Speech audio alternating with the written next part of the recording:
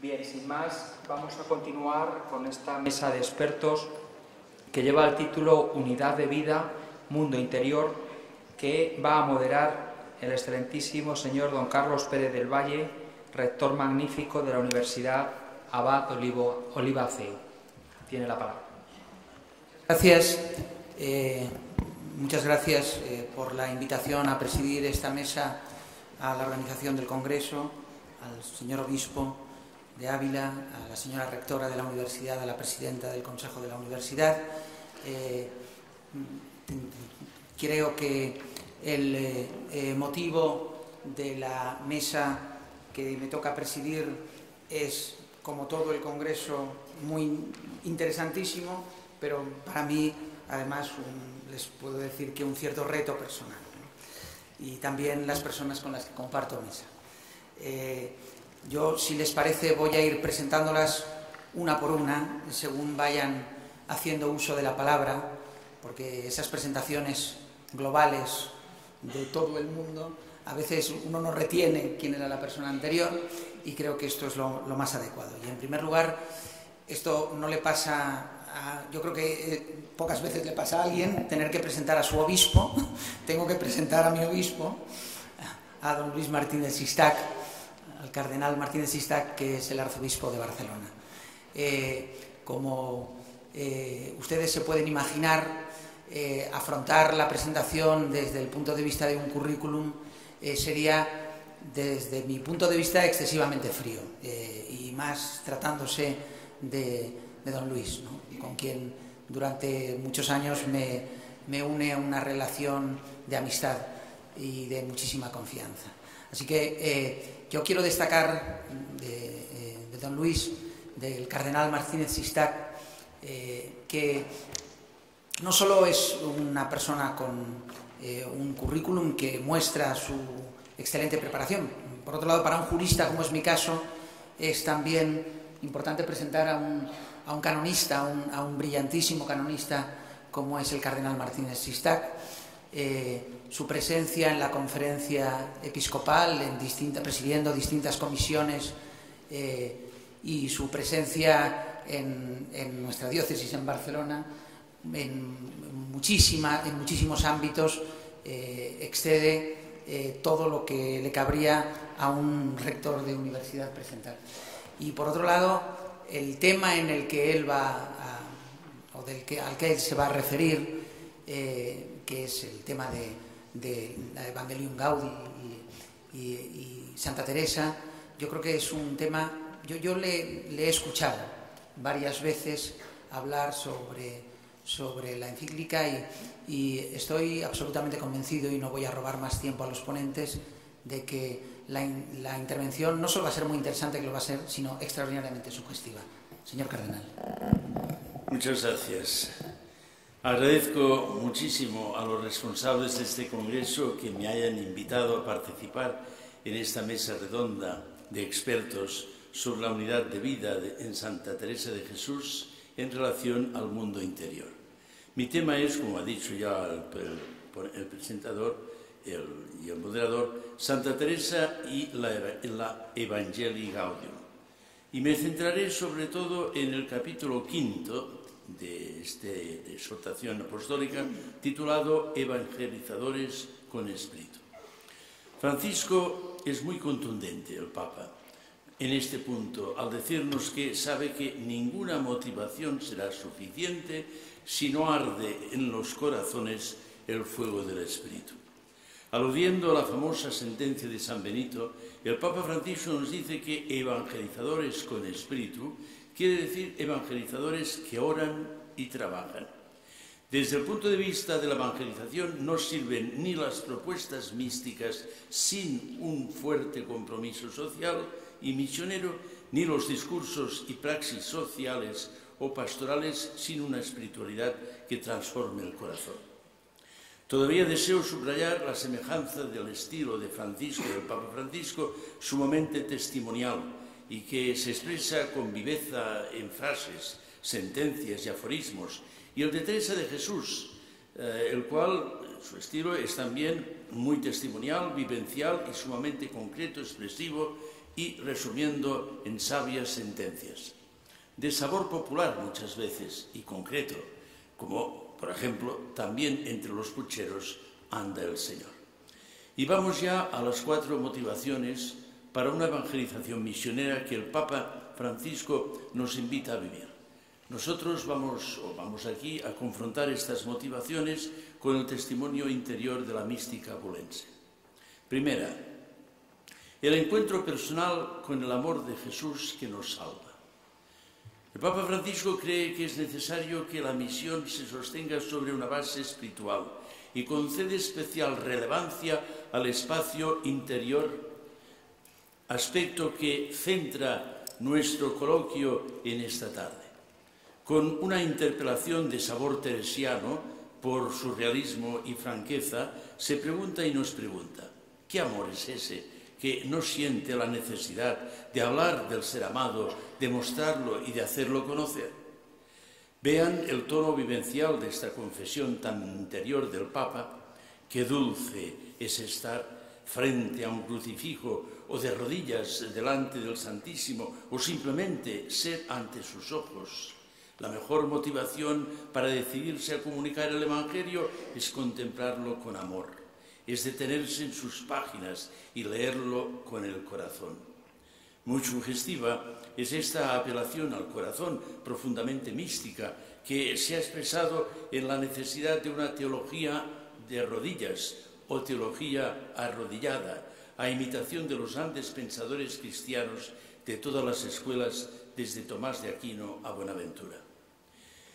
Y yendo al fondo, el Papa nos pide un amor de Cristo contemplativo, el término suyo, que nos permita redescubrir cada día que somos depositarios de un bien que humaniza.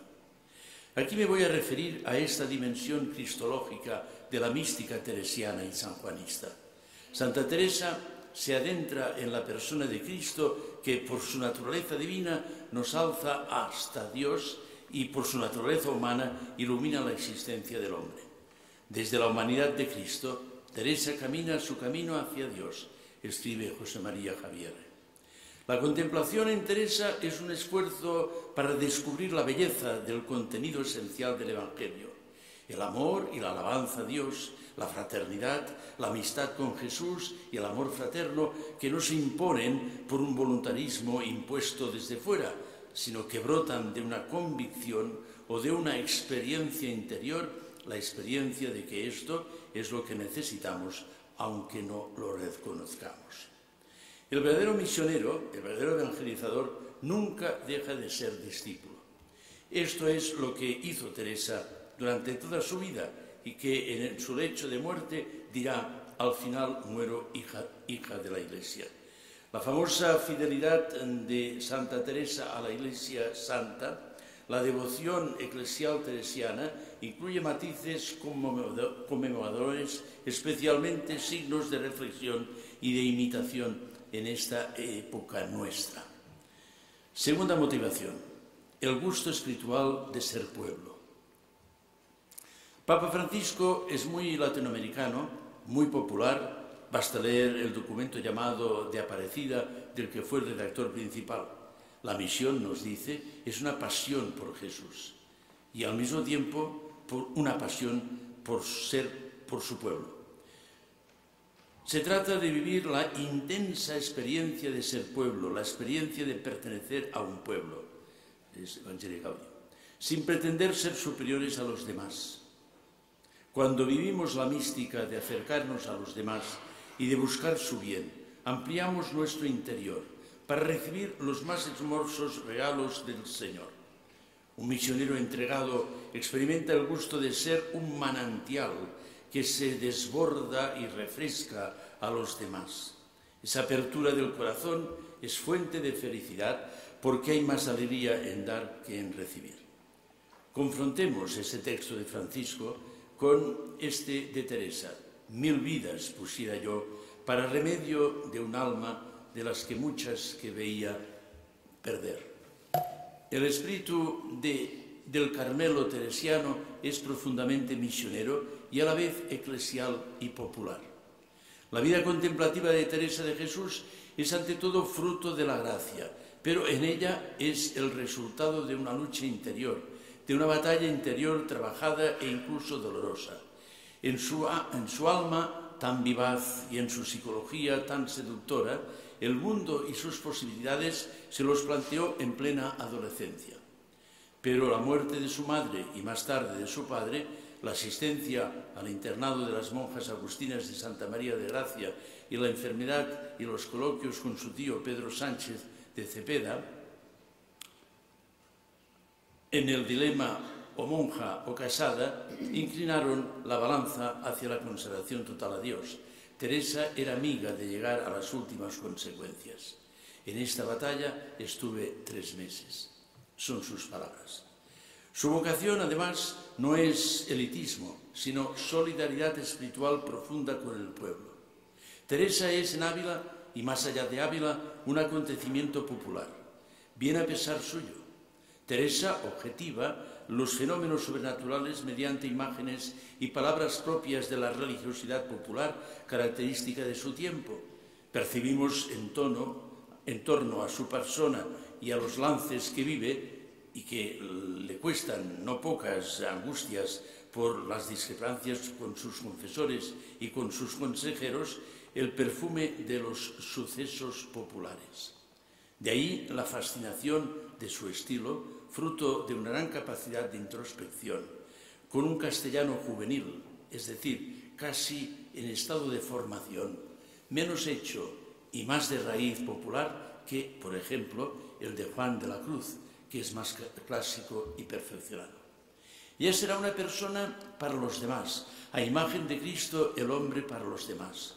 Ella es la primera que establece algo que hasta en aquel momento era impensable. Establece una conexión esencial de la vida contemplativa femenina con la dinámica evangelizadora de toda la Iglesia. Con su reforma llena la clausura de resonancias apostólicas. Quiere que sus monasterios sean un manantial espiritual para el pueblo. Su pasión por la página evangélica de la Samaritana va en este sentido. La contemplativa de alma es un ejemplo más de lo que el Papa Francisco llama la enfermera de alma, el docente de alma, el político de alma, esos que han decidido a fondo ser con los demás y para los demás.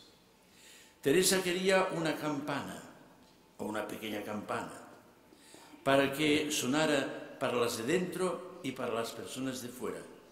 Teresa quiere que la gente de alrededor lo sepa y quiere que al menos sus monjas lo sepan. Están por todos y son para todos. Tercera motivación, la acción misteriosa del resucitado y de su espíritu. En el capítulo 2 de Evangelii Gaudium, el Papa reflexiona sobre la falta de espiritualidad profunda en nuestro mundo, que se traduce en el en el pesimismo, el fatalismo, la desgana y la desconfianza.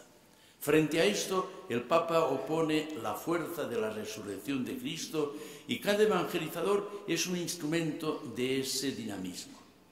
Pero necesitamos una decidida confianza en el Espíritu Santo, que viene en ayuda de nuestra debilidad. Y Él sabe bien lo que hace falta en cada época y en cada momento. Esto se llama ser misteriosamente fecundos. Esta es la fe y la confianza que sostiene a los místicos. Tenemos un ejemplo en Teresa de Jesús.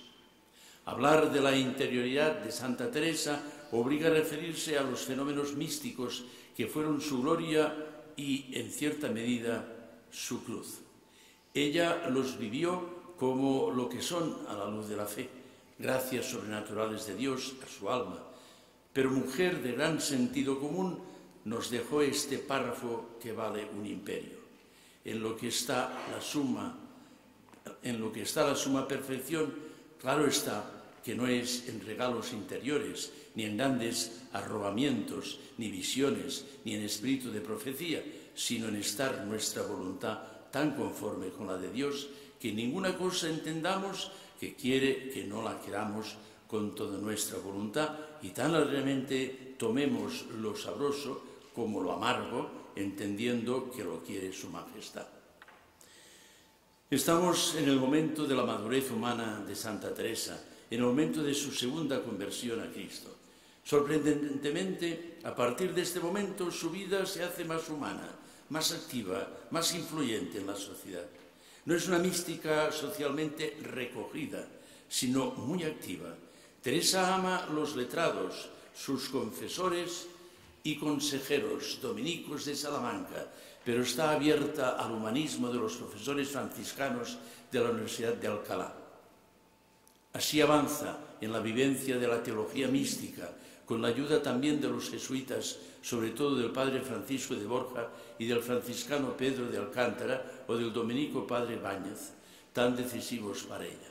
Ella, como Francisco de Asís, basa su reforma en un retorno al Evangelio, leído en toda su radicalidad y su pureza sin eglosa, y a la tradición carmelitana primitiva sin las mitigaciones posteriores.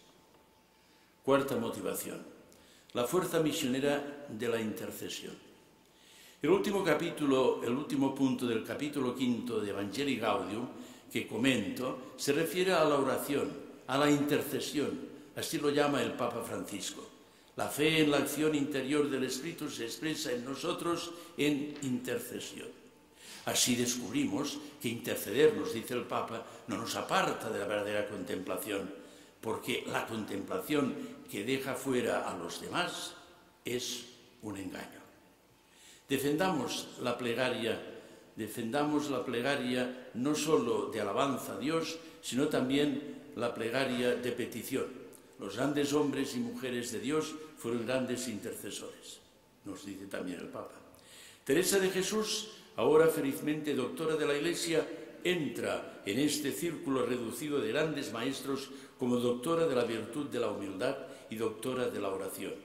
Los estudiosos de su vida valoran mucho la influencia que tuvo en su espíritu el libro tercer abecedario del franciscano Francisco de Osuna y la subida al monte Sión de Laredo.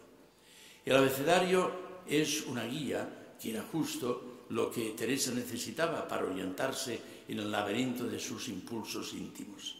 El hábito y el don de la oración será en adelante lo que estructurará su interior, el interior de una vocación mística medida frecuentemente, sobre todo en la segunda parte de su vida, la de las fundaciones, en el caos de las preocupaciones humanas.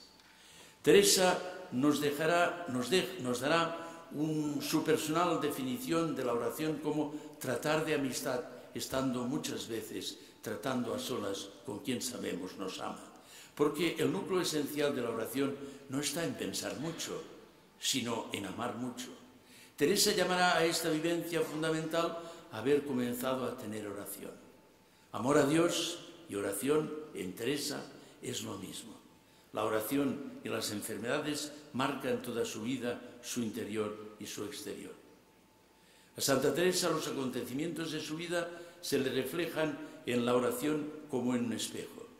Los somete todos a la presencia de Dios y se pone a la escucha de la voz interior. Este es el Santa Santorum de la Teresa interior, que escribe el libro de la vida y más tarde el de las moradas. No como libros teóricos, sino que sencillamente cuenta lo que le pasa, es decir, el testimonio de su vida interior, que es el objeto de esta mesa redonda. Teresa vive, sobre todo, en la última etapa de su vida, en el clima espiritual de lo que los místicos y ella misma en las moradas llaman el matrimonio espiritual. Este es su interior. Lo que le ocurre fuera es pura anécdota, un soporte de su aventura sagrada que es sobre todo interior, siempre marcado por un toque de discreción y de equilibrio frente a penitencias extraordinarias, de amor en todo a lo verdadero, de realismo femenino y de sentido común, e incluso de buen humor. Esta es, a mi entender, la Teresa más importante, Santa Teresa interior. Creo que todos hemos de dar gracias a Dios por el don de esta gran mujer. Una doble conclusión para el diálogo. Llegados a este punto, cabe formular una doble conclusión que solo enumero, pero que podemos referirnos, si interesa, en el diálogo. Primera conclusión: de la confrontación de los mensajes del Papa Francisco y con algunos puntos del mensaje teresiano, cabe concluir que todo avance en la reforma eclesial, para que ésta tenga estabilidad y fecundidad, ha de ir precedida, acompañada y fecundada, como su misma alma, por una profunda renovación interior y espiritual. Segunda conclusión: de la confrontación y similitud de los objetivos misioneros de Teresa de Jesús y del Papa Francisco y de los presupuestos indicados por ambos, cabe concluir la especial actualidad y urgencia en esta hora eclesial tanto del pensamiento y el testimonio teresianos como de los objetivos espirituales indicados por el Papa Francisco en el documento programático de su pontificado. Y gracias por su atención.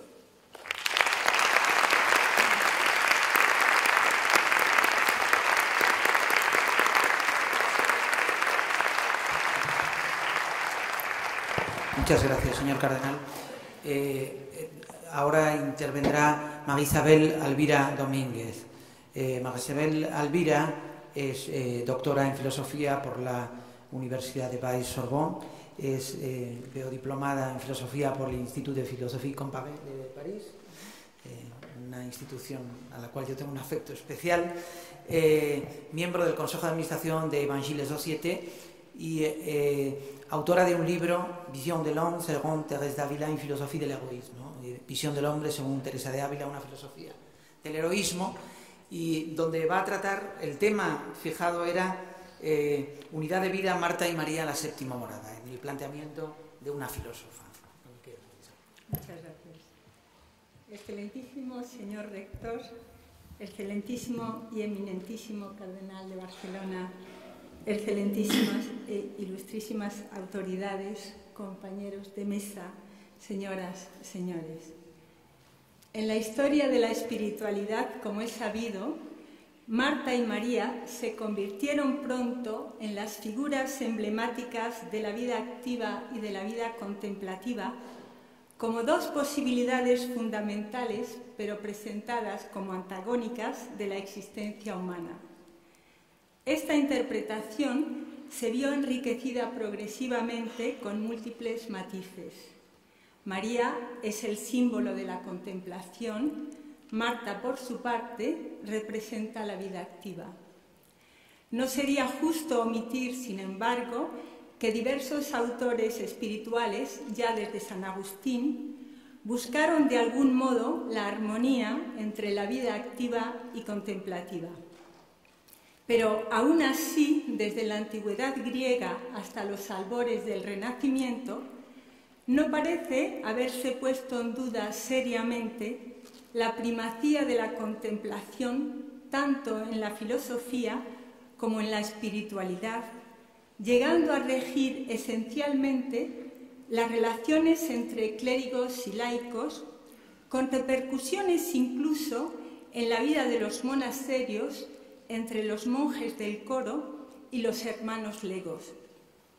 A partir del final del siglo XIV, esta soberanía empieza a cuestionarse, abriendo paso poco a poco a la primacía de la praxis.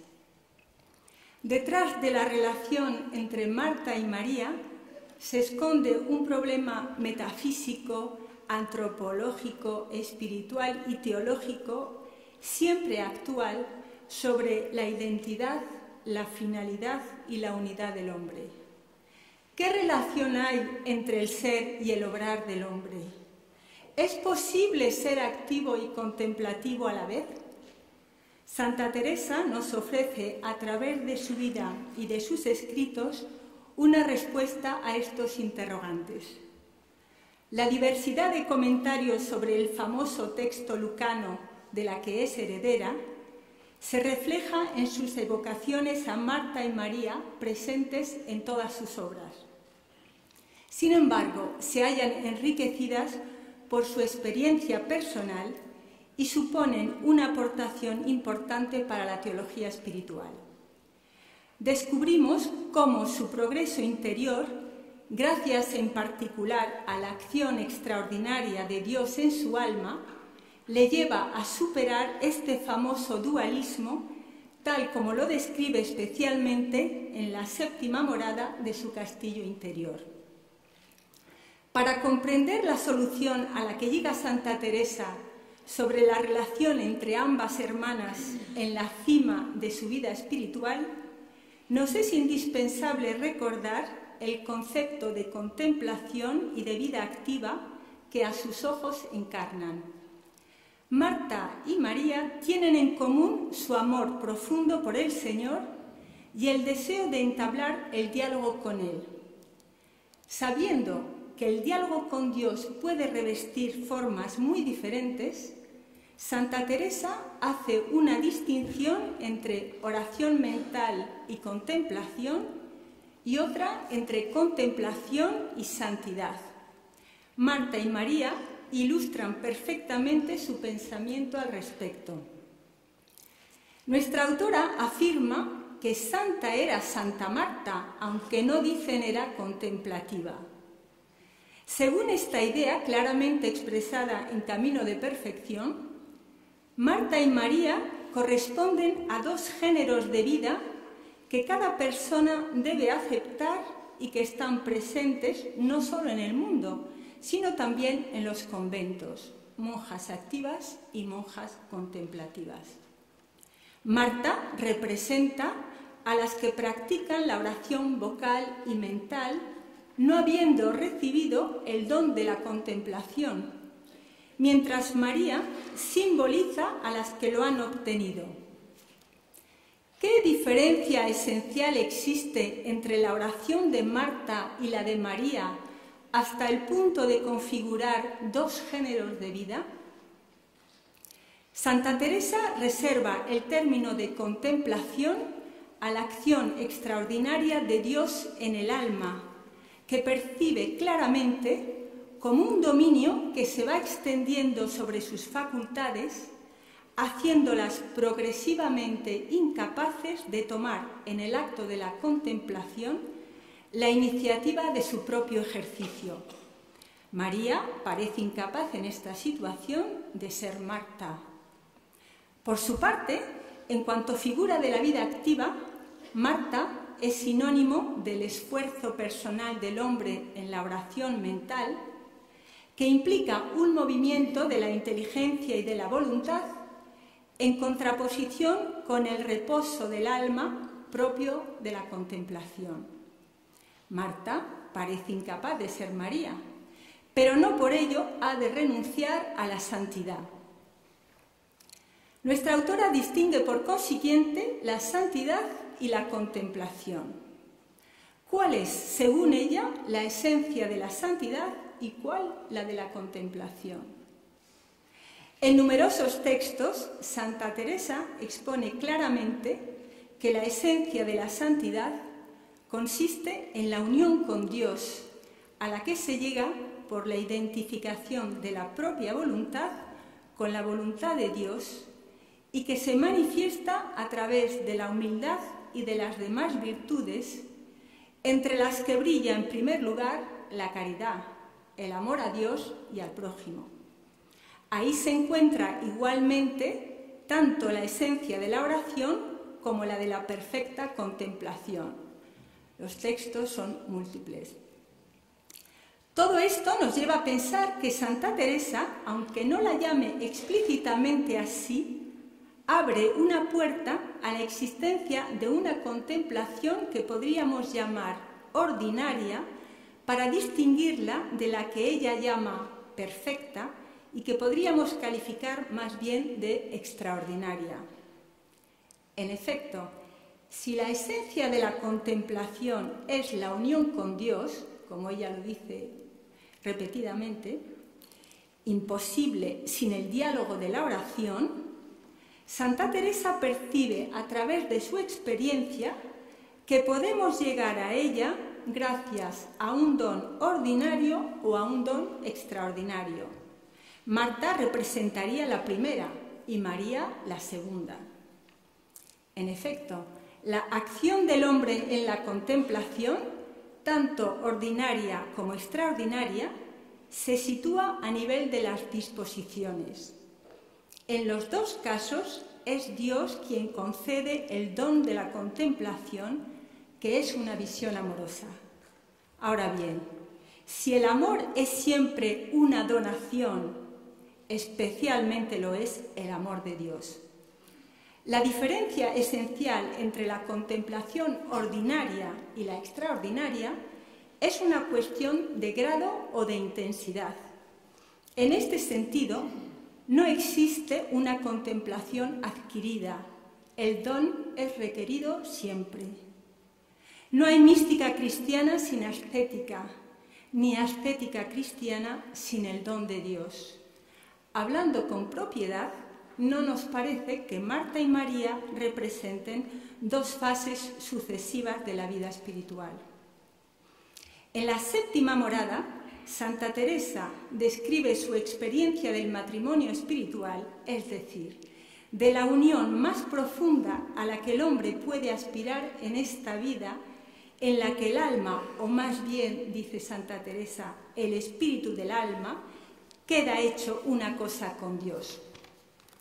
Esta unión se realiza en el centro muy interior del alma, en donde está el mismo Dios, y ejerce una influencia sobre las facultades que ahora, dice Santa Teresa, no se pierden, mas no obran, sino están como espantadas, es decir, asombradas.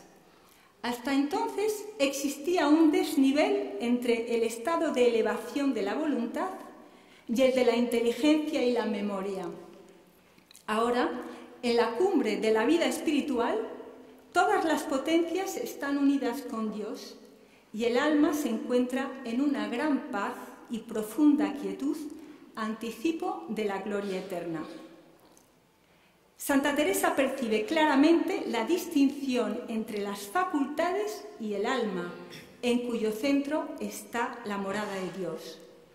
Este descubrimiento le permite comprender con mayor profundidad la unión de Marta y María, ya que mientras siente la presencia continua de Dios en el centro de su alma, es consciente que sus potencias, ahora también unidas a Dios y entre ellas, están libres para obrar, de modo que, como afirma Santa Teresa, por trabajos y negocios que tuviese, lo esencial de su alma jamás se movía de aquel aposento.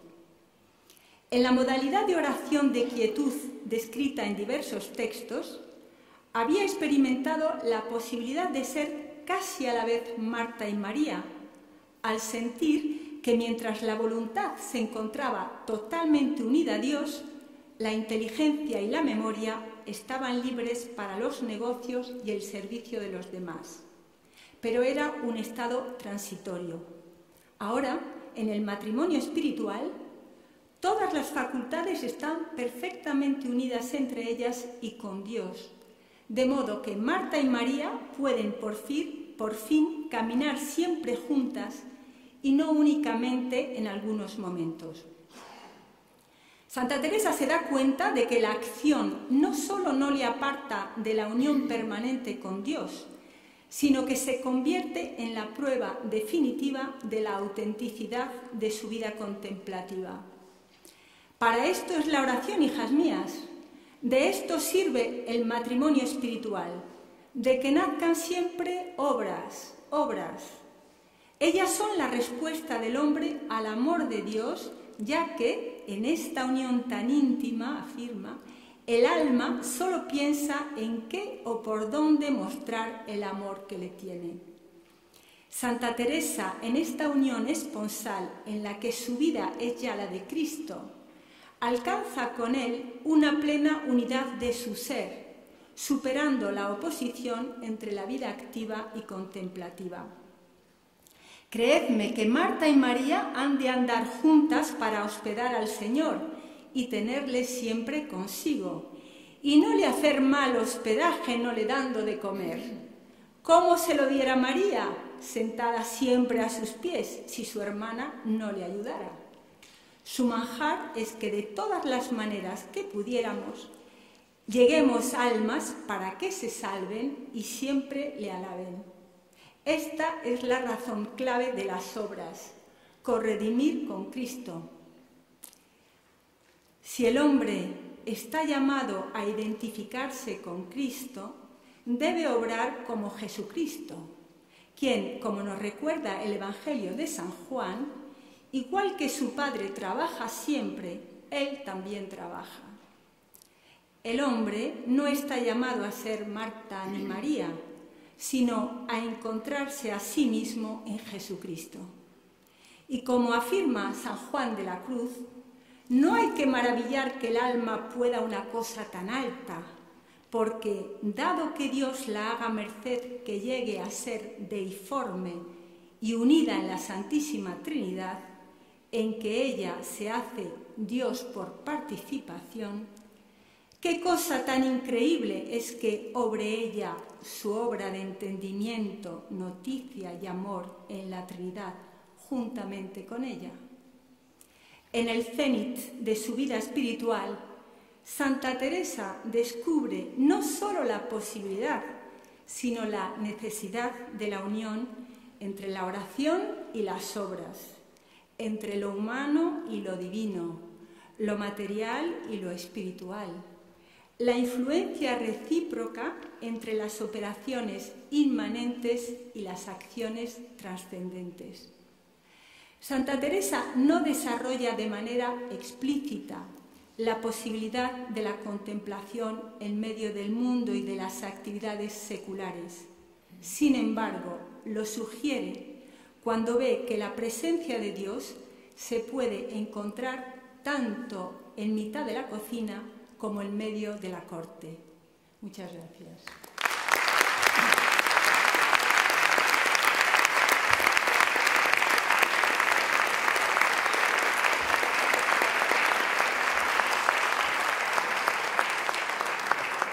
Muchas gracias, doctora Elvira.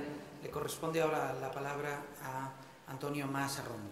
Antonio Mas Arrondo es zaragozano, estudió teología en la Universidad de Lyon y en la Universidad Gregoriana y es doctor en teología en la Facultad de Teología de Burgos con la tesis, digo el título de la tesis porque tiene relación con lo que va a hablar, las séptimas moradas de Teresa de Jesús, el matrimonio espiritual. Él es sacerdote diocesano y comparte esta pasión que a la luz de su currículum es claramente una pasión teresiana con su tarea pastoral en un barrio popular de Zaragoza, y es autor de un libro, entre otros, que se llama Acercar al cielo, itinerario espiritual con Teresa de Jesús. Cuando quiera el doctor Mas Arrondo puede. Buenas tardes. Voy a explicar mi opinión sobre los arrobamientos místicos en moradas 6.4, 6.5 y 6.6. Es una interpretación que propongo. Primero, introducción. Se va a explicar brevemente la unidad de los 3 capítulos de las sextas moradas de Santa Teresa en el Castillo Interior, 4, 5 y 6. Es decir, las 3 formas de arrobamiento. Capítulo 4, vuelo de espíritu, capítulo 5 y arrobamiento de contento, capítulo 6. Las cuales forman una unidad y son el centro de las sextas moradas. Los 3 tienen paralelos en escritos anteriores, en concreto en Vida 20 y en Relaciones 5. En definitiva, aquí viene la clave de lo que voy a decir, son experiencias de un amor recibido y apasionado, similar al vivido en la experiencia humana de amor matrimonial y del experimentado por los profetas en sus relatos de vocación. Y guardan estrecha relación con una visión de la vida que recorre todas las sextas moradas y que Teresa define como pena sabrosa. Creo que en la actualidad pueden servir para una reinterpretación del sacramento de la reconciliación, y el acto penitencial de comienzo de la Eucaristía. Segundo, nos detenemos en Moradas 6:4. El arrobamiento o la vivencia de un amor recibido. Desde las Moradas Quintas, el lector del itinerario espiritual teresiano queda autorizado a comparar la alta mística con el amor humano matrimonial. En consecuencia, las tres experiencias de amor recibido, en 4, 5 y 6, equivalen a la vivencia de los amantes quienes entregan su vida al otro sin perder su yo y aceptando las diferencias en un acto de amor incondicional, incluyendo en ese acto de amor el perdón como máxima expresión. La persona amada hasta el final se lanza en brazos de quien la ama en un vuelo suave, dirá Teresa, vuelo deleitoso, vuelo sin ruido. Es un abrazo agradecido, donde recibirá las primeras joyas del esposo, que se nos explicarán en Morada 6:5, y vivirá en la alegría de saberse querida, Morada 6:6.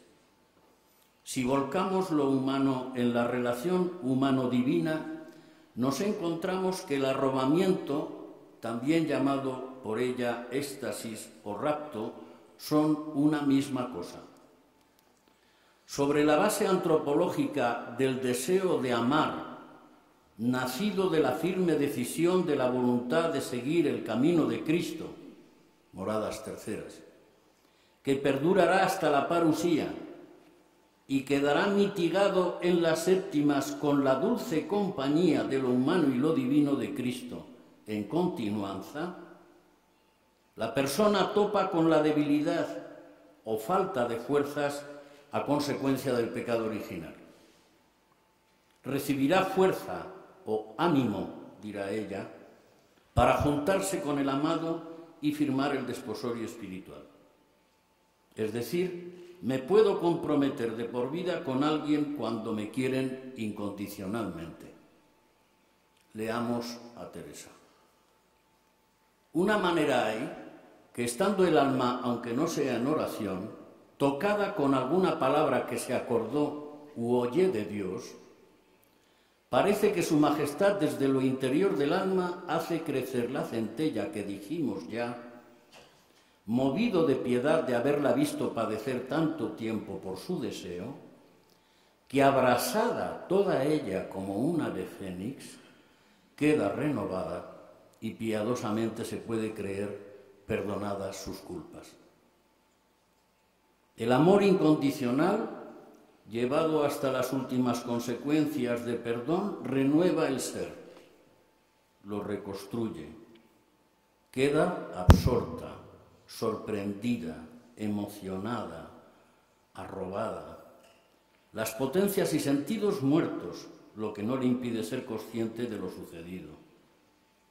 Ese silencio amoroso no conduce al vacío, sino a un mundo nuevo donde queda hecha una cosa con Dios, dice ella, metida en ese aposento de cielo empíreo que debemos tener en lo interior de nuestras almas.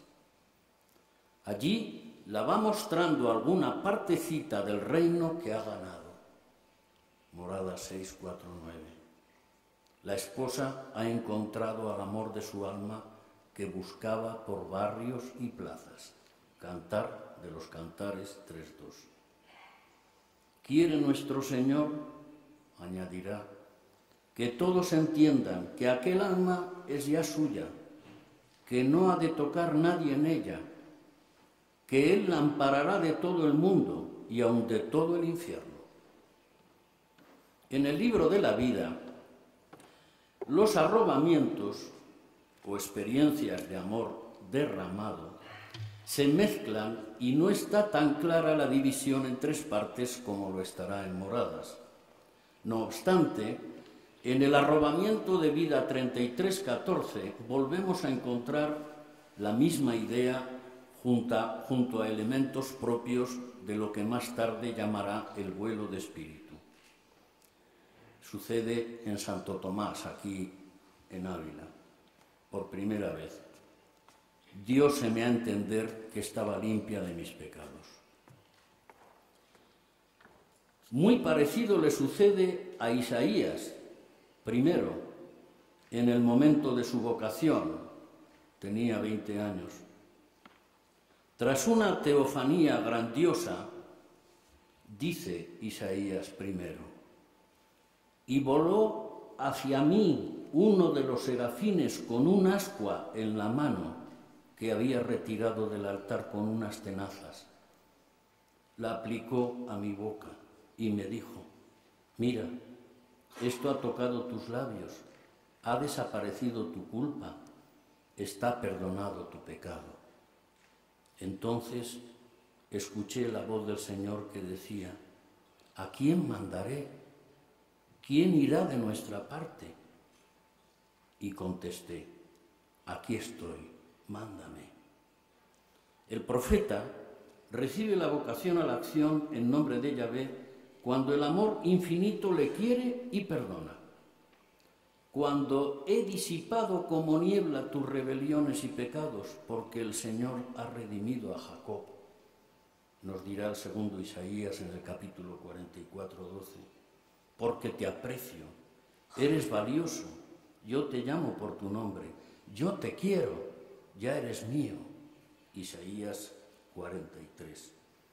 El don de amor recibido se amplía al pueblo y el profeta tiene la obligación de comunicarlo. Tú eres para ellos un Dios de perdón. Teresa, aliada con los profetas, se está preparando así para ayudar con hechos al crucificado, como nos dirá en Morada 7, desde un amor recibido, derramado, con una fuerza muy superior a la vivida en la unión de las moradas quintas. Tercero, morada 6.5, la palomita en vuelo. En algunos arrobamientos, confiesa ella, siente arrebatar el alma con una velocidad que a los principios hace harto temor. Es el abrazo agradecido de quien se siente amado. Trasladada a otro lugar, una región de luz, ve por visión imaginaria multitud de ángeles con el Señor. En un instante le enseñan muchas cosas juntas, comprende sin estudio verdades sublimes, adelanto de lo que después nos explicará en Morada 6.10, que ella define como suspensión en Dios. Allí recibe las primeras joyas, los dolores y trabajos de Jesucristo, los que había pasado en su pasión. Ya sabes, escucha, en un habla, el desposorio que hay entre ti y mí. Y habiendo esto, lo que yo tengo es tuyo, y así te doy todos los trabajos y dolores que pasé, y con esto puedes pedir a mi Padre como cosa propia. Relación 51. Otra joya, no menos valiosa, va a ser la libertad ante todo lo creado. O dicho con otras palabras, la libertad es hija del amor de Dios volcado al hombre. Señorío lo llamará ella, fruto de una amistad con el Señor que no se puede decir. Pidamos con el Salmo 57, con el Salmo 54, pidamos todos alas de paloma, nos recuerda Teresa, para levantarnos de todo lo criado y alcancemos el señorío de quien mira todo sin estar enredada en nada. Vida 20. El alma queda despreocupada de sus asuntos, el esposo se encargará de ellos. Su única misión será identificarse con la vida de Cristo como si fuera la suya propia y ayudar al esposo una vez que la voluntad está entregada. Allí nace la libertad creativa, mientras la novia se ve engalanada, preparada para la consumación del matrimonio. La primera vez, en Santo Tomás de Ávila, escucha. Parecióme, estando así, que me veía vestir una ropa de mucha blancura y claridad, y al principio no veía quién me la vestía. Después vi a Nuestra Señora hacia el lado derecho. El lado derecho está reservado siempre a Jesucristo, menos en esta ocasión, en toda la obra teresiana. Vi a Nuestra Señora hacia el lado derecho y a mi Padre San José al izquierdo, que me vestían aquella ropa. Dióseme a entender que estaba ya limpia de mis pecados, que para señal que sería esto verdad, me daba aquella joya. Parecíame haberme echado al cuello un collar de oro muy hermoso, asida una cruz a él de mucho valor. Vida 33:14. El tercer Isaías contesta a Santa Teresa desde la orilla de la historia revelada. Desbordo de gozo con el Señor y me alegro con mi Dios, porque me ha vestido un traje de gala y me ha envuelto en un manto de triunfo, como novio que se pone la corona o novia que se adorna con sus galas. Isaías 61:10. Precisamente ahí, a continuación del relato del programa de vida del profeta que Jesús hace suyo al comenzar su vida pública en la sinagoga de Cafarnaún, Lucas 4 nos dirá Isaías: como un joven se casa como una doncella, así te desposa el que te construyó. La alegría que encuentra el marido con su esposa la encontrará tu Dios contigo. La alta mística es una historia de amor derrochado, una alianza de amor profético, abierta a una misión a favor de los menos favorecidos, como nos dirá y asumirá Jesucristo en Isaías 61:1 y siguientes, que después reproduce el Evangelio de Lucas en el capítulo 4. Todos podemos pedir alas de paloma, mas es un vuelo suave, es un vuelo deleitoso, es un vuelo sin ruido. Cuarto, morada 6:6. El dilema de la alegría. En medio de las penas de esta vida, estos momentos sabrosos de amor traen como consecuencia una alegría inmensa, oración de júbilo, arrobamiento de contento o ímpetu de alegría, dice Teresa. Se parece a la fiesta organizada por el padre del hijo pródigo o al júbilo que tenían los santos cantando alabanzas a Dios por los montes. Querría convidar a todos y hacer grandes fiestas, nos dirá. Las potencias quedan libres para amar y la oración de alabanza toma carta de ciudadanía, gozo interior de lo muy íntimo del alma y con tanta paz, y que todo su contento provoca a alabanzas de Dios. Parece que se ha hallado así. En la alegría de saberse amado por alguien, en este caso por el amor del Dios de Jesucristo, se culmina el encuentro con uno mismo. Gran paradoja que para hallarse así hay que olvidarse de sí. Tres fuerzas tiran de la persona: huir al desierto a gritar la alegría del amor, la de morir cuanto antes para que se produzca el encuentro definitivo, o volver al mundo a colaborar con el esposo. Opta por la tercera. Aquí nace la Teresa inquieta y andariega. Una vez más nos sale al encuentro la querida samaritana. En una exégesis muy particular, Teresa la describe dentro del proceso de amor que lleva a la apertura de colaboración con el esposo.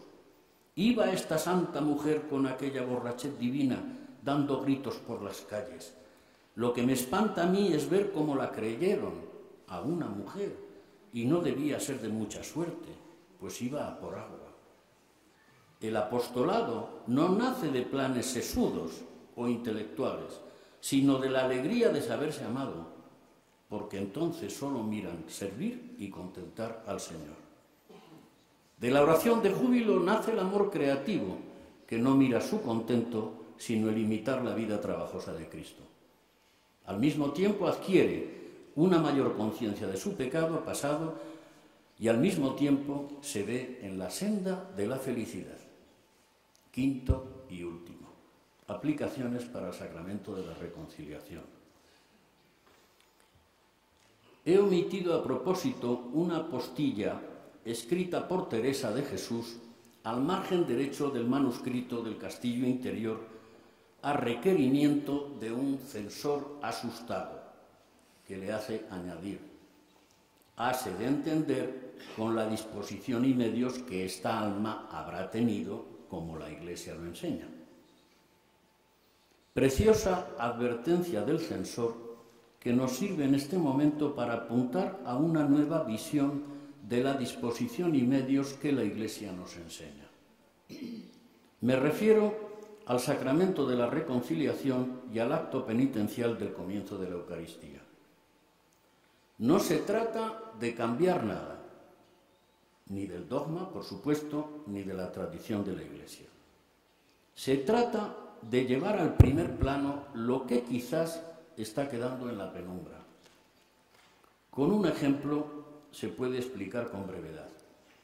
El Código Penal ha vivido un proceso a lo largo de los siglos, de poner el foco en el delito al principio, se pasó posteriormente a ponerlo en el delincuente, y desde el nacimiento de la victimología, nueva ciencia que se desprende del Código Penal en los años 70 del siglo pasado, el foco se pone en la víctima.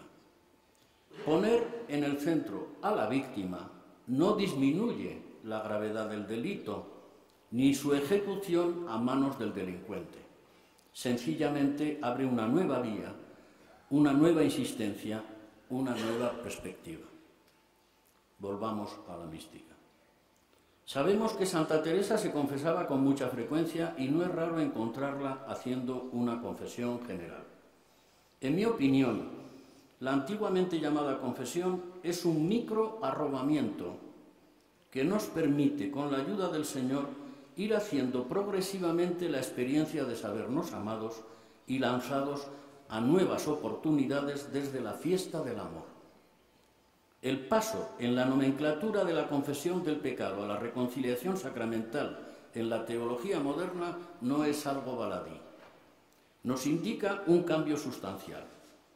No debemos dar un nuevo paso pasando de la reconciliación a un acto de amor volcado, gratuito, que me perdona y olvida.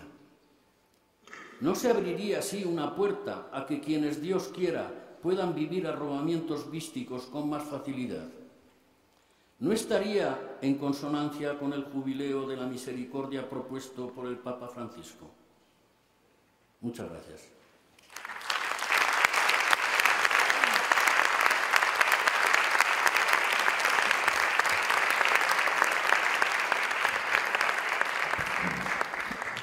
Muchas gracias al doctor Masarrondo por su intervención. Tiene en la mesa un penalista. En fin. A continuación intervendrá la doctora Marie Stubemann, que comenzó, es el fracaso del jurista, en mi caso, ¿no? Que no tuvimos éxito, porque en su currículum dice que hizo estudios de Derecho, pero no lo debe de convencer nuestra ciencia, y posteriormente estudió Teología en la Facultad de Teología del Norte de España, y donde se doctoró también, con una tesis también muy teresiana, sobre una carmelita de Postín, como es Edith Stein, ¿no? El título de la tesis era La mujer en Edith Stein, antropología y espiritualidad.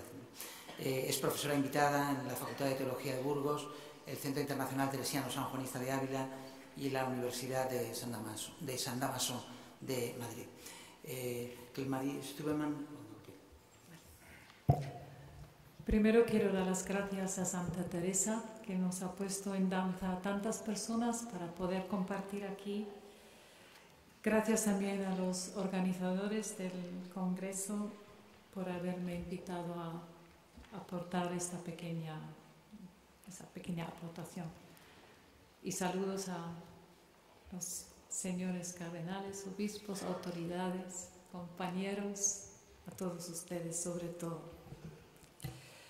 Mi tema es Teresa de Jesús, la experiencia mística, camino de plenitud de la mujer. Cuando nos acercamos a Santa Teresa de Jesús se imponen a nuestra atención de forma casi inmediata y por tanto también ineludible Dos campos temáticos fundamentales que han salido aquí ya varias veces. Teresa la mística y Teresa la mujer. Teresa es sin duda un personaje paradigmático bajo muchos aspectos, pero lo es ante todo como mística y como mujer. No es mi cometido desarrollar estos aspectos aquí, los doy en cierto modo por sabidos. El objetivo de mi breve intervención es unir ambos aspectos bajo un enfoque muy concreto. Estoy convencida que la experiencia mística de Teresa supuso en su vida un camino no solo de plenitud humana, sino también específicamente femenina. Con esta afirmación no quisiera decir, sin embargo, que solo en Teresa se haya dado esta circunstancia. Creo que la vida mística se ajusta de tal forma al ser de la mujer que el crecimiento en la experiencia mística contribuye ineludiblemente también al desarrollo de la femineidad. Teresa nos ha dejado una afirmación interesante en el libro de vida. Dice: hay muchas más mujeres que hombres a quien el Señor hace estas mercedes místicas, se entiende.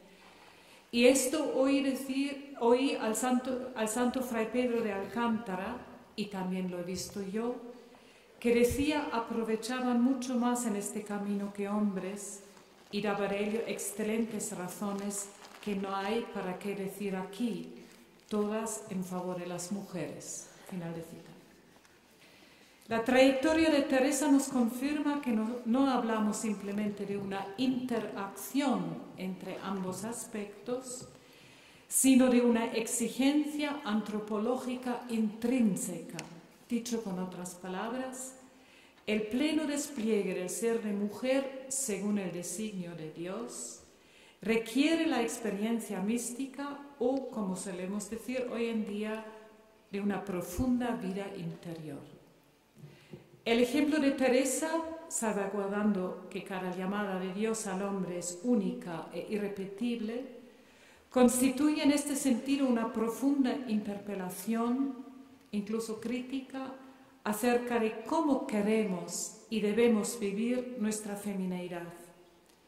Me parece un reto no solo actual, sino urgente, aunque también muchas veces incómodo en el clima social de una creciente deconstrucción de lo femenino. De acuerdo con este planteamiento, voy a desarrollar brevísimamente los siguientes puntos. Primero, ¿qué entendemos por femineidad? Segundo, ¿en qué sentido podemos decir que la experiencia mística planifica y perfecciona a la mujer? Y tercero, el ejemplo de Santa Teresa. Primero, ¿qué entendemos por femineidad? El término femineidad hace referencia al modo genuino como la mujer sale al encuentro del hombre Mensch en alemán, no del varón, sino del hombre, y del mundo.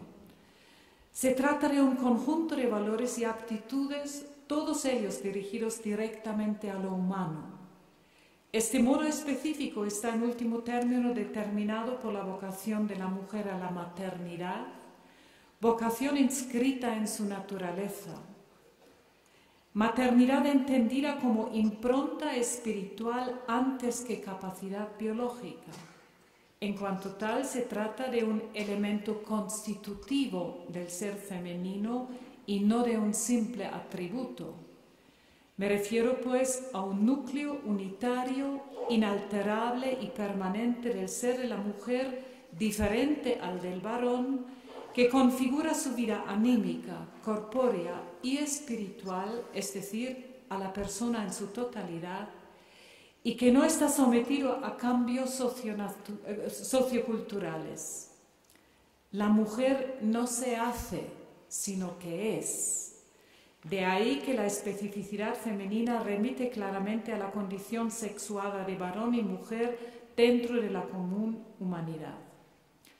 En este sentido, San Juan Pablo II afirma, cito, que la mujer representa un valor particular como persona humana por el hecho mismo de su femineidad. E incluso habla el Papa de un yo personal y femenino como diferente a un yo masculino. ¿Cómo se manifiesta, cómo se proyecta este yo personal femenino en la vivencia de la mujer? En virtud de su vocación a la maternidad, a la mujer le caracteriza una específica orientación hacia la vida. Toda su estructura psicofísica, su cuerpo, su psique, su espíritu, está preparada para acoger y nutrir, cuidar y promover la vida en sus múltiples manifestaciones. Por eso capta más fácilmente al ser humano en su totalidad, con vistas a su desarrollo integral, posee una sensibilidad connatural para percibir las auténticas necesidades de la persona y una prontitud visceral entrañable para socorrerla. Se compenetra con mayor naturalidad que el varón con lo vivo, personal, lo concreto y ajeno.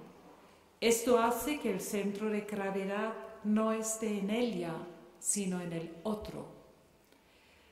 La mujer, dice un documento de la doctrina de la fe, conserva la profunda intuición de que lo mejor de su vida está hecho de actividades orientadas al despertar del otro, a su crecimiento y a su protección. Fin de cita.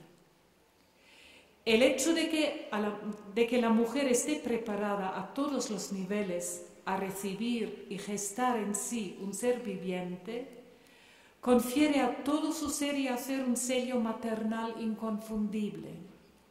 Sin embargo, esta maternidad no se circunscribe a su dimensión biológica, sino que incluye a todos los seres humanos.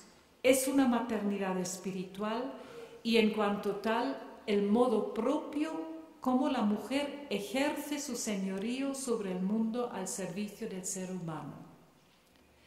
Valores como la comprensión, la intuición, el acompañamiento, la donación en forma de acogida, el saber escuchar a la vida en y desde las propias entrañas, todo ello constituye el bagaje femenino, el genio de la mujer, como decía Juan Pablo II, o su forma genuina de amar. Siendo manifestación del ser mismo de la mujer, la femineidad forma parte de su vocación y por tanto de su autorrealización. Esto significa que no es un simple plus por el que la mujer pueda optar o no, sino que se presenta como una exigencia antropológica intrínseca. Arranca de la vocación originaria de la mujer, ser esposa, compañera y madre, y está al servicio de su desarrollo más pleno. Es el designio divino inscrito en su naturaleza y por tanto su forma de ser imagen de Dios que ella la primera ha de conocer, agradecer y fomentar. Es también su carisma, es decir, el cauce más genuino de entrega y así de reencuentro consigo misma. Por todo ello es también misión, don alumbrado constantemente en la tarea confiada de manera especial a la mujer. Segundo, ¿en qué sentido podemos decir que la experiencia mística planifica y perfecciona a la mujer? Todo lo que acabamos de esbozar acerca de la especificidad femenina, la mujer no es capaz de desplegar solamente con sus propias fuerzas. El pecado ha dejado herida la naturaleza humana en su totalidad. Por otra parte, la persona responde a la llamada a la santidad que Dios la dirige al crearla a través de su realización genérica, específica e individual, es decir, con su ser y su condición concretos. Pero solo uno puede sanar los estragos que el pecado ha dejado y sigue dejando en nuestra naturaleza, Jesucristo. Solo en el amor de Dios la persona queda esclarecida de las escorias de su naturaleza caída. Solo en la relación personal con Cristo la mujer es elevada sobre lo meramente natural y atraída hacia la unión plena con Él. No al margen, sino a través del despliegue total de su ser, porque la redención que Cristo ofrece al hombre no solo atañe a lo que varón y mujer tienen en común, sino también a su respectiva especificidad. Entiendo por experiencia mística esa amistad personal con Cristo que Teresa nos ha desentrañado en sus escritos sobre la vida de oración en sus diferentes grados. La mujer juega de alguna manera con ventajas en su encuentro con el Señor, ya que le permite entregarse a Él no solo como Dios hecho hombre, sino como verdadero varón, esposo del alma. Entregándose a Él sin límites, da al mismo tiempo lo mejor de sí al servicio del prójimo, porque nada como el amor divino la lanza a amar a los demás como Él los amó. Y no hay mayor fecundidad sino engendrando nueva vida, dando la suya. Tercero, el ejemplo de Teresa. La vida de Santa Teresa constituye un ejemplo luminoso y esperanzador de la obra de la gracia, precisamente también en las coordenadas específicas de su ser de mujer. Es de un valor inestimable que ella misma nos haya contado personalmente su trayectoria humano-femenina, espiritual mística. Hay un claro antes y después a partir de su conversión en el encuentro con el Cristo llagado, que quedó tan impreso en su alma que ya no pudo, como dice ella, asentar en amistad, ni tener consolación ni amor particular, sino a personas que entiéndola tienen a Dios. Hay un antes y después, cuando por fin comprende desde dentro que no hay vida ni verdadero encuentro hasta, como dice, no poner toda confianza en su majestad y perderla del todo punto de mí. En Teresa podemos seguir paso a paso el itinerario de la fuerza transformadora y sanante de la misericordia divina que se le descubre en la vida de oración y que despierta, liberándola de sí misma, todas sus fibras y potencias de mujer que ama hasta el morir de amor. En Teresa contemplamos a la mujer comprometida con el hombre de su tiempo, porque no pone resistencias al espíritu que la convierte en la gran colaboradora de Cristo en su obra de salvación. En este sentido, es un ejemplo vivo de la fuerza sanadora y constructiva de lo femenino. Teresa es madre fecunda, no solo porque engendró tantas hijas e hijos del Carmelo, sino porque su maternidad espiritual se desbordó mucho más allá de los muros de sus conventos, nutriendo hasta hoy a generaciones con su alimento espiritual bebido directamente en la alcoba del amado. A modo de conclusión, podemos decir, la especificidad femenina tiene su raíz en la eternidad, pues es el designio del Creador inscrito en la naturaleza de la mujer y, por tanto, su forma concreta de ser imagen de Dios. Solo en la medida en que la mujer vive enraizada en el crisol de lo eterno, Dios mismo en su misterio, llegará a desplegar su femineidad más allá de sus propias fuerzas. El ejemplo de Teresa nos enseña que no hay plenitud de la mujer al margen de Cristo. El don reclama la gracia para llegar a ser fecundo, como ella misma pone en esta oración tan bonita: alma, buscarte has en mí, y a mí buscarme has en ti. Fuiste por amor criada, hermosa, bella y ansí en mis entrañas pintada. Si te perdieres, mi amada, alma, buscarte has en mí. Muchas gracias.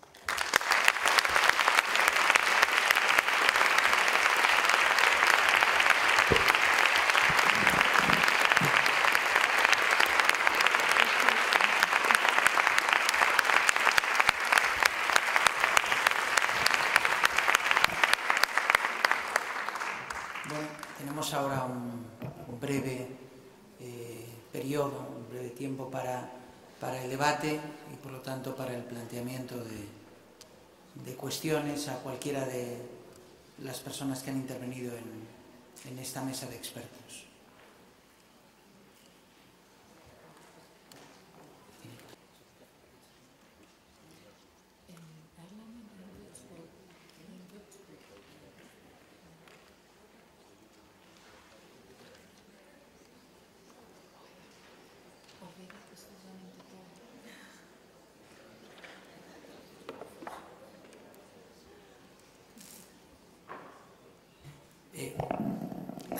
Hay una pregunta interesante y actual que va dirigida a todos los ponentes, pero yo en términos casi militares pido voluntarios, ¿no? Quien quiera responder es ¿por qué la ideología de género tiene éxito?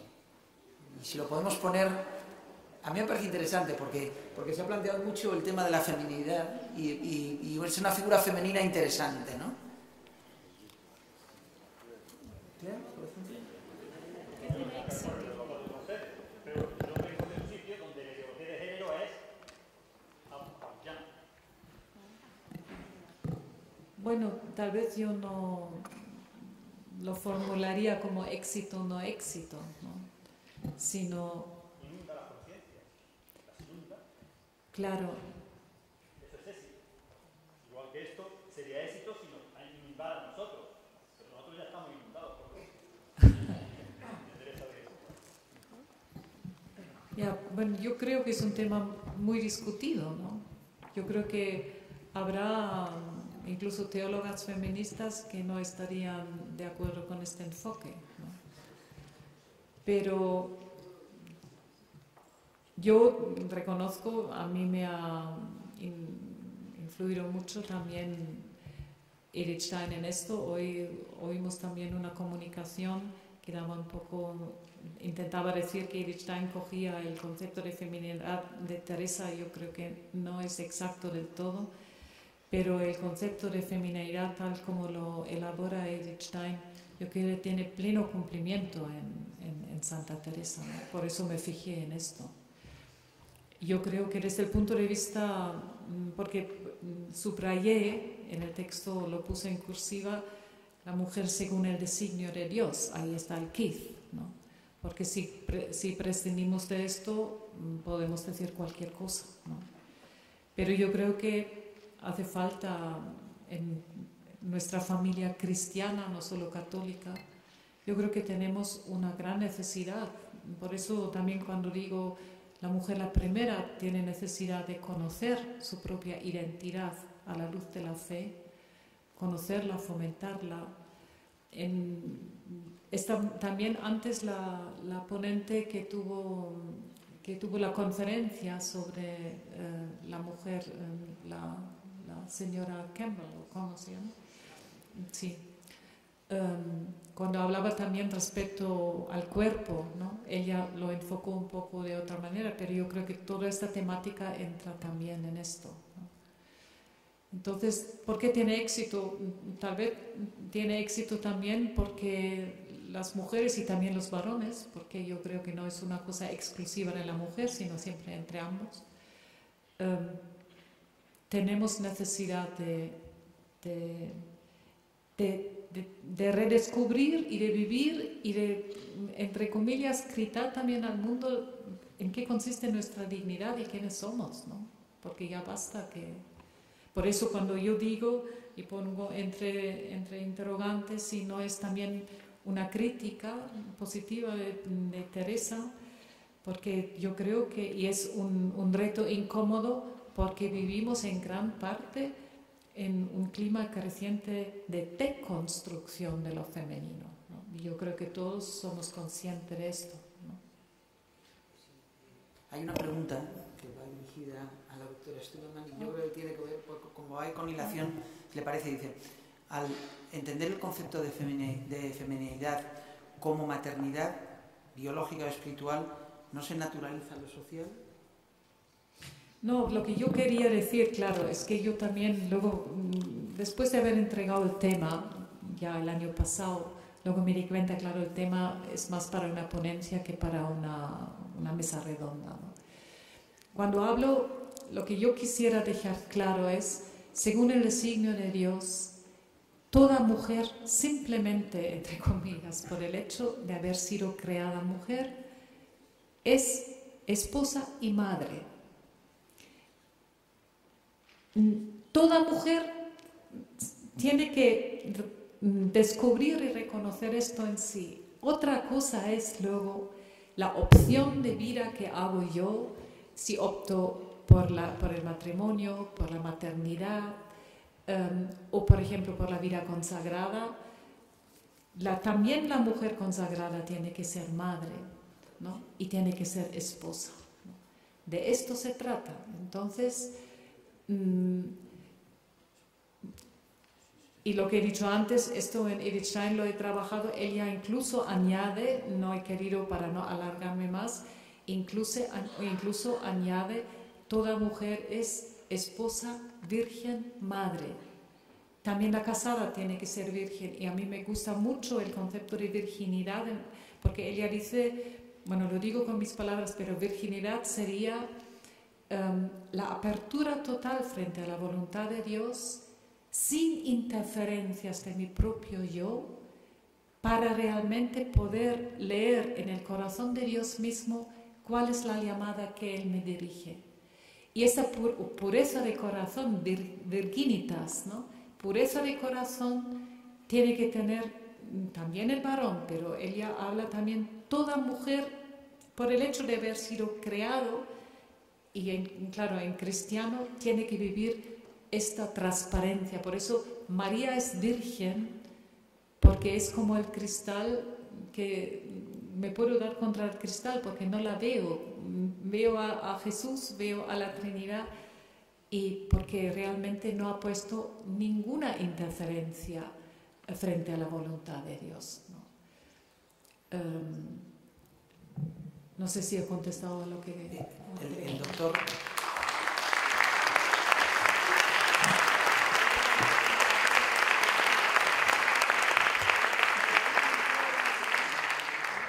El doctor Mazarrondo quería hacer también alguna precisión sobre esta pregunta. Como nos han dicho reiteradamente que no pasáramos del tiempo previsto, y yo tenía 5 folios, no he dado las gracias a nadie, he ido en directo al tema para no saltarme el horario. Pero quisiera agradecerles a todos ustedes y a la universidad que me haya invitado, y de una forma muy, muy especial le quiero agradecer su presencia al general de los Carmelitas Descalzos, porque yo soy un cura diocesano que no tenía nada que ver con la familia carmelitana ni con Santa Teresa. Me la encontré de casualidad en la primera crisis que tuve sacerdotal. Ellos me ayudaron, me acogieron, acompañaron, me formaron, y desde hace 25 años doy clases en el CITES, ¿eh? Entonces yo te quería dar las gracias, Padre General, por todo lo que ha sido mi vida, que ha estado marcada por vuestra compañía y vuestra enseñanza, y que ahora os la devuelvo pues como puedo, viniendo aquí a dar clase. Y ahora bien lo sabes, me voy a Argentina al servicio de la Orden del Carmelo, donde me mande el provincial de allí, el Padre Pablo. Pero volviendo al tema de la mujer, he cometido un error muy gordo, que la llevo siempre conmigo, pero no he traído las obras. La única frase de los manuscritos autógrafos que no hemos podido leer está en el capítulo 2 del Códice del Escorial del Camino de Perfección. Es una defensa de la mujer con una fuerza. Yo no entiendo de esto ideologías de género y tal, bastante me cuesta entender a una mujer, no siéndolo, que además es monja y que además ha vivido hace 500 años. O sea, bastante tengo yo con eso ya como para meterme en ideologías de género. Pero la frase más contundente que yo he leído a ninguna feminista la podéis leer allí. Y es tal la fuerza de la tinta, del censor, que utilizaban tintas muy buenas, no como ella, que se fabricaba sus propias tintas, con viruta de hierro. Era una mujer genial, entonces tenía cosas que no terminas nunca de entender, ¿no? Por ejemplo, ¿por qué gastaba el mejor papel, que compraba el mejor papel berjurado que había en Europa, lo compraba y después se hacía la tinta de ella? Entonces la tinta de ella se come el papel. La tinta de los censores es buenísima. Bueno, es tal la fuerza del censor para tachar la frase que no hemos podido leerla, y es la única frase que no hemos leído. Bienaventuradas vosotras, alguna vez, Señor, estoy intentando rememorar, nos harán justicia, porque estos hijos de Adán que no encuentran cosa buena en mujer. Y allí hay una línea ya tachada, ¿no? Quiero decir, algo hay en la mujer que nosotros no tenemos. No. O sea, dejemos hablar a la mujer, dejémosla hablar, que en la Iglesia ha estado demasiado tiempo callada. Teresa es un genio y la puedes leer toda tu vida y nunca te cansa, porque es un genio, es un Caravaggio puro, es una novena de Beethoven, es un genio. Nunca te cansas de leerla. Y es la voz de una mujer, y eso no lo podemos negar. No podemos negar que es la voz de una mujer y que la mujer dice cosas que yo no digo. Y lo acepto. Y me enseñan. Y ya está.